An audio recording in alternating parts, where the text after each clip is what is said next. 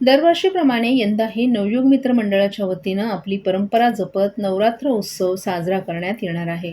हा नवरात्र उत्सव मोठ्या उत्साहात पारंपरिक सांस्कृतिक पद्धतीनं विविध सामाजिक उपक्रमांचं आयोजन करून साजरा करण्यात येणार आहे.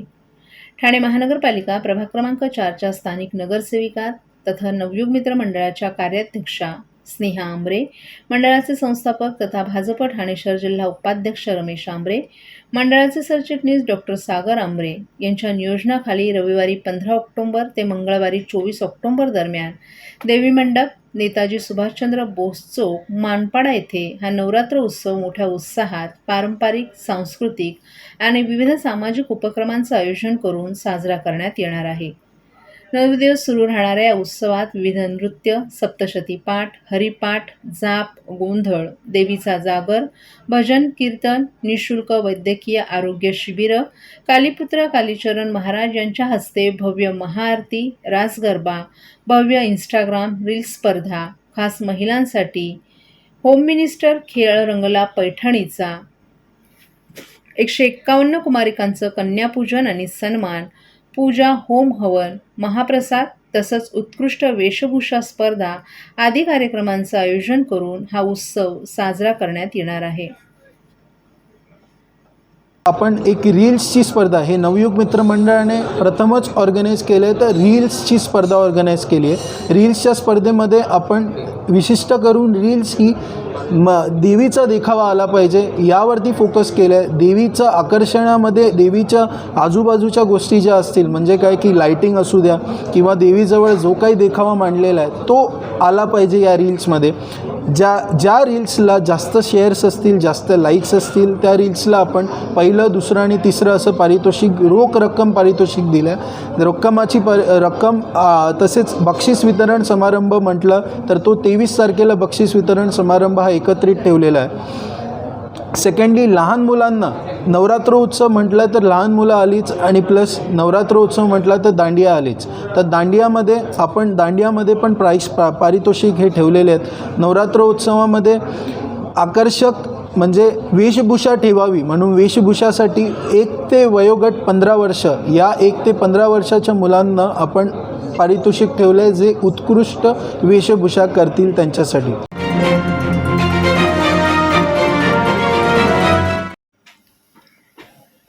आगामी लोकसभा आणि विधानसभा निवडणुकीत आपण देवेंद्र फडणवीस आणि अजित पवार एकत्रपणे लढू. या दोन्ही निवडणुकांना आम्ही महायुती म्हणून सामोरं जाऊ, अशी ग्वाही राज्याचे मुख्यमंत्री एकनाथ शिंदे यांनी ठाण्यात दिली आहे. ठाण्यातील एका हॉटेलमध्ये रविवारी रात्री शिवसेना प्रवक्त्यांचं प्रशिक्षण शिबिर पार पडलं. याला मुख्यमंत्री एकनाथ शिंदेही उपस्थित होते. त्यानंतर पत्रकारांशी बोलताना त्यांनी ही माहिती दिली. राज्यात आमच्या तिघांचीही कामे चांगली सुरू आहेत. सध्या राज्याचा जो विकास वेगानं होतोय यामध्ये आमच्या तिघांची टीम अत्यंत उत्तमरित्या काम करत आहे. यापूर्वी राज्याच्या विकासासाठी चांगलं काम करण्याचा अनुभव मुख्यमंत्री म्हणून देवेंद्र फडणवीस यांच्याकडेच आहे. त्यामुळे फडणवीस आणि आम्ही धोरणात्मक निर्णय, जनतेच्या हिताचे निर्णय घेत आहोत. आगामी लोकसभा निवडणूक जिंकण्यासाठी एक टीम म्हणून देवेंद्र फडणवीस आमच्यासोबत असणं आवश्यक आहे. तसंच त्यानंतरची पुढच्या विधानसभेची लढाई देखील आम्हीच जिंकणार. आम्ही एकदिलानं काम करत असल्याचंही त्यांनी सांगितलं. आगामी लोकसभा निवडणुकीत 45हून अधिक जागा जिंकण्यावर आमचा भर असेल.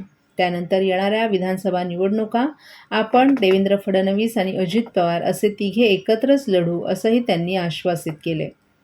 राज्याच्या विकासासाठी चांगले निर्णय घेण्याकरिता फडणवीस यांच्याकडे असलेला अनुभव आवश्यक आहे. तसंच आजच्या घडीला दिल्लीत खूप मोठे नेते आहेत.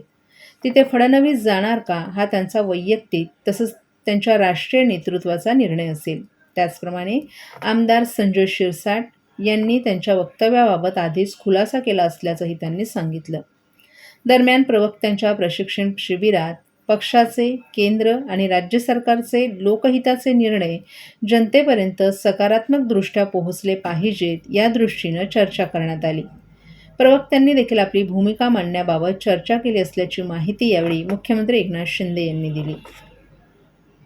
चांगलं काम आमचं टीमवर्क सुरू आहे आणि खऱ्या अर्थाने राज्याचा जे काही विकास ज्या वेगाने होतो आहे त्याच्यामध्ये आमची तिघांची टीम अतिशय उत्तमपणे काम करते आहे आणि राज्याच्या विकासासाठी खऱ्या अर्थाने ज्यांच्याकडे 5 वर्षाचा अनुभव मुख्यमंत्रीपदाचा राहिलेला आहे ते देवेंद्रजी फडणवीस आणि आम्ही या राज्यामध्ये अनेक चांगले निर्णय, धोरणात्मक निर्णय, जनतेच्या हिताचे निर्णय आणि या राज्याचा सर्वांगीण विकास करण्यासाठी आमची चांगली टीम काम करते आणि त्याचबरोबर येणाऱ्या लोकसभेच्या निवडणुकांमध्ये 45+ जागा महाराष्ट्रामध्ये जिंकण्यासाठी देवेंद्र फडणवीस आमच्यासोबत आणि आम्ही तिघंही एक टीम म्हणून आवश्यक आहे आणि पुढची जी काही विधानसभेची निवडणूक देखील आहे ती देखील आम्ही महायुती म्हणून जिंकणार आहोत आणि या टीममध्ये देवेंद्रजी राज्याच्या विकासासाठी आणि या महाराष्ट्रामध्ये अनेक चांगले निर्णय घेण्यासाठी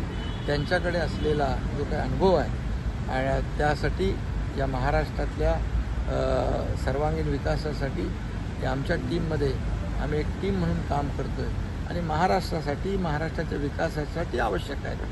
दिल्लीमध्ये खूप मोठे मोठे नेते आहेत आणि शेवटी हा निर्णय जो आहे हा देवेंद्रजींचा वैयक्तिक असणार, त्यांच्या राष्ट्रीय नेतृत्वाचा असणार आहे. परंतु आज जे काम करतायत, आज आम्ही एकत्र एक दिलाने काम करतो आहे. सुरुवातीला मी आणि देवेंद्रजी दोघंच होतो सुरुवातीला आणि तेव्हापासून जे आपण जर निर्णय बघितले तर जनतेच्या हिताचे, या राज्याच्या हिताचे निर्णय आम्ही घेतले. त्यानंतर अजितदादा आमच्यासोबत आले आणि आता एक टीम, मजबूत टीम तयार झालेली आहे आणि येणाऱ्या लोकसभा आणि विधानसभेच्या निवडणुका आम्ही तिघं मिळून आमचे सहकारी सर्व जे आहे एक टीम बनून काम करणार आहोत आणि महाराष्ट्रातून सगळ्यात जास्तीत जास्त जागा या लोकसभेच्या मोदी साहेबांच्या पाठीशी आमची टीम खंबीरपणे उभं राहील. थँक्यू.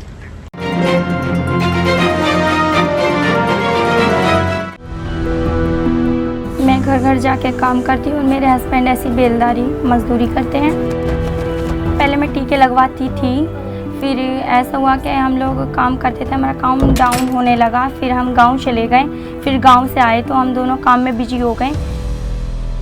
एनम दीदी हमारे एक दिन घर आई. उन्होंने कहा कि मुझे कार्ड दिखाओ. फिर उन्होंने देखा उसमें कुछ टीके छूटे पड़े. आस पड़ोस में जितने भी बच्चे हैं उनके घर पर गए, उनके मम्मी पापा से बोले जो जो बच्चे छूट गए हों वो बच्चे अपना टीका लगवा लें.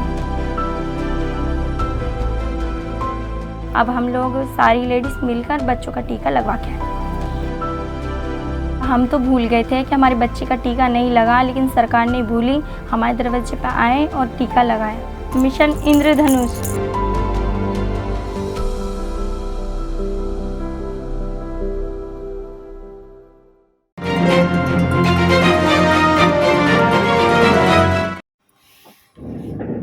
मनसे अध्यक्ष राज ठाकरे यांनी टोल संदर्भात दिलेल्या इशाऱ्यानंतर मनसे पदाधिकाऱ्यांनी काल टोल नाक्यावर जनजागृती केली, तर काही ठिकाणी मनसे आक्रमकही पाहायला मिळाली. काल मुलुंड टोल नाका जाळण्याचा प्रयत्न केल्यानंतर ज्या ठिकाणी मनसे नेते अविनाश जाधव यांनी टोल नाक्यावर जनजागृती केली होती त्या शहराच्या वेशीवर असणाऱ्या मुलुंड टोल नाक्यावर पोलीस प्रशासनानं आता तगडा बंदोबस्त ठेवला आहे.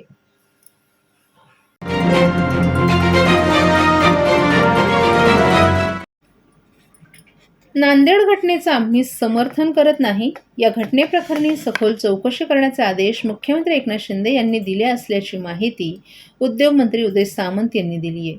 मात्र नांदेड रुग्णमृत्यू प्रकरणावर विरोधक राजकारण करत असल्याची टीका त्यांनी सोमवारी ठाण्यात पत्रकारांशी बोलताना व्यक्त केली आहे. नांदेड घटनेची पुनरावृत्ती होणार नाही यासाठी विरोधकांनी सूचना असतील तर त्यांनी त्या द्याव्यात, असं उद्योगमंत्री उदय सामंत यांनी सांगितलं. एखादी घटना घडल्यानंतर राजकीय वळण देऊन बदनामी करणं योग्य नाही. आरोग्य व्यवस्थेत त्रुटी दिसत असतील तर पत्रकार परिषद घेऊन टीका करण्यापेक्षा मुख्यमंत्र्यांची भेट घ्यावी, असं आवाहन देखील त्यांनी विरोधी पक्षाला केलं आहे. कोरोना काळात देशभरातील एकूण मृतांपैकी सुमारे 30% मृत्यू महाराष्ट्रात झाले होते. काही संस्थांनी केलेल्या अहवालात महाराष्ट्र सरकारचे कोरोना काळातील आरोग्य व्यवस्थेत काम कमी ठरलं होतं, असं देखील त्यांनी सांगितलं. आमदार मनीषा कायंदे यांनी उपमुख्यमंत्री देवेंद्र फडणवीस यांनी केंद्रात जाण्यासंदर्भात एक वक्तव्य केलं होतं. केंद्रात राहायचं की राज्यात याबाबतचे हे सल्ले देणारे आम्ही नाहीत. आमच्या प्रवक्त्यांनी घेतलेली भूमिका वैयक्तिक आहे. तसंच कोणतीही प्रतिक्रिया देताना मुख्यमंत्री एकनाथ शिंदे यांच्याशी चर्चा करा, अशा सूचना मुख्यमंत्री एकनाथ शिंदे यांनी सर्व प्रवक्त्यांना दिल्या आहेत, असंही त्यांनी सांगितलं. येत्या 2 ते 3 दिवसात राज्यातील मंत्रालयांच्या प्रत्येक विभागात 1 वर्षात चांगल्या कामाची माहिती पत्रकार परिषदेत लेखाजोखा पत्रकारांसमोर मांडणार असल्याचंही त्यांनी सांगितलं. आता उदाहरण मी देतो. मध्ये एका चॅनलच्या कार्यक्रमासाठी महाराष्ट्र राज्याचे मुख्यमंत्री गेले होते आणि येत असताना अचानक ते KM हॉस्पिटलला गेले. त्यांचा KM हॉस्पिटलचा दौरा नव्हता, कुठेही अधिकृत दौरा नव्हता आणि त्यांना ICUमध्ये नेलं गेलं, ऑपरेशन थिएटरमध्ये गेलं आणि ऑपरेशन थिएटरमध्ये गेल्यानंतर ICUमध्ये गेल्यानंतर जे चांगलं होतं त्याचं कौतुक मुख्यमंत्री महोदयांनी केलं. पण बाहेर पडत असताना एका पेशंटनं सांगितलं की साहेब 6 वॉर्ड इथले बंद आहेत. ते टाकून मुख्यमंत्री गेले नाहीत. मुख्यमंत्री साहेब परत आले, ते 6 वॉर्ड उघडले आणि 24 तासामध्ये 6च्या 6 वॉर्डचं काम सुरू झालं. आता त्यांचं काम पूर्णत्वाकडे जातं. ह्याला संवेदनशीलता म्हणतो. आता जे आरोप प्रत्यारोप करतात हे किती KMला गेलेत, तिथं औषधाचा वास असेल, तिथं अजून काय असेल, पण काही लोक गेलेली पण नाहीत. आणि म्हणून मला असं वाटतं की 2 महिन्यामध्ये, 4 महिन्यामध्ये, 6 महिन्यामध्ये मुख्यमंत्री असले तरी ते काय ते जादूगार नाही आहेत की काडी फिरवली आणि इकडचं ICU झालं, तिकडचं ICU झालं, पण प्रामाणिकपणाने काम करणारे ते आहेत. लोकांपर्यंत ते पोचतात.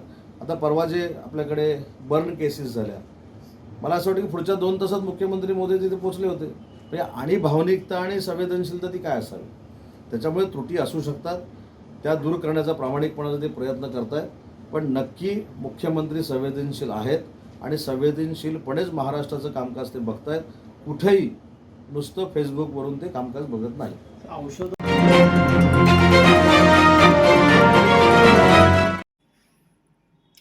सायबर गुन्हेगारांच्या एका टोळक्यानं पेमेंट गेटवे सेवा पुरवणाऱ्या कंपनीचं बँक खाते हॅक करून वेगवेगळ्या बँक खात्यांमधून तब्बल 16,180 कोटींची उलाढाल केली आहे. तर 25 कोटींची फसवणूक झाल्याचा प्रकार समोर आल्याची माहिती ठाणे गुन्हे शाखेच्या वरिष्ठ पोलीस अधिकाऱ्यानं दिली आहे. पोलिसांनी दिलेल्या माहितीनुसार ही फसवणूक बऱ्याच दिवसांपासून सुरू होती. परंतु महाराष्ट्रातील ठाणे शहरातील श्रीनगर पोलीस ठाण्यात एक तक्रार दाखल झाल्यानंतर हे प्रकरण उघडकीस आले. त्याच आधारे ठाणे सायबर विभागाने या प्रकरणी 6 ऑक्टोबर 2023 रोजी नौपाडा पोलीस ठाण्यात फसवणुकीचा गुन्हा दाखल केलाय. या तक्रारीनुसार एप्रिल 2023 मध्ये कंपनीचं पेमेंट गेटवे खाते हॅक करून त्यातून 25 कोटी रुपये काढल्याचा आरोप आहे. याच तपासात 16,180 कोटींची उलाढाल झाल्याचंही उघड झालंय. ठाणे गुन्हे अन्वेषण विभागाचे अतिरिक्त पोलीस आयुक्त डॉक्टर पंजाबराव उगले यांनीही या वृत्तास दुजोरा दिलाय. दरम्यान ठाणे गुन्हे शाखेच्या अधिकाऱ्यांनी दिलेल्या तक्रारीनंतर संजय सिंग, अमोल आंधळे, अमन केदन, समीर दिघे, जितेंद्र पांडे आणि एका अन्य वेज्ञात व्यक्तीविरोधात गुन्हा दाखल करण्यात आला आहे. या प्रकरणी अद्याप कोणालाही अटक केली नसल्याचं नौपाडा पोलिसांनी सांगितलं. यातील आरोपी जितेंद्र पांडे यांनी यापूर्वीच 8 ते 10 वर्ष बँकांमध्ये रिलेशनशिप आणि सेल्स मॅनेजर म्हणूनही काम केले. या प्रकरणात मोठा रॅकेट असण्याची शक्यता असून या टोळीनं भारतातील अनेक कंपन्या आणि लोकांना लक्ष्य केल्याची शक्यताही वर्तवण्यात येते. एक मिनट सर. ओके. हां sir. Sepex technology private limited company यांनी सायबर पोलीस स्टेशनकडे दिलेल्या तक्रारीवरनं त्याची शहानिशा करून श्रीनगर पोलीस स्टेशन येथे गुन्हा दाखल झाला. त्या गुन्ह्याचा तपास सायबर पोलीस स्टेशनने केल्यानंतर ह्या 25 कोटीचा जो फ्रॉड झाला होता सेपेक्स पेमेंट गेटवेमध्ये, त्या फ्रॉडचे काही पैसे रियल एंटरप्राइजेसच्या अकाउंटला जमा झाले असल्यामुळं रियल एंटरप्राइजेसचं अकाउंट फोकस करण्यात आलं आणि ज्यावेळेस त्याची पूर्ण खात्री केली असता त्या रियल एंटरप्राइजेसच्या ऑफिसमध्ये साधारणपणे 260 विविध बँकांचे चेकबुक्स व भागीदारी फर्मचे डॉक्युमेंट मिळाले आणि त्या चेकबुक्सवरची माहिती विविध बँकाकडनं मागितल्यानंतर एक साधारणतः 16,180 कोटी रुपयाचा हा अपहार असल्याचे, 16,180 कोटी रुपयाचा त्या बँक खात्यामध्ये उलाढाल किंवा टर्नओव्हर झाले असल्याचे आत्तापर्यंत तपासात निष्पन्न झालेले आहे.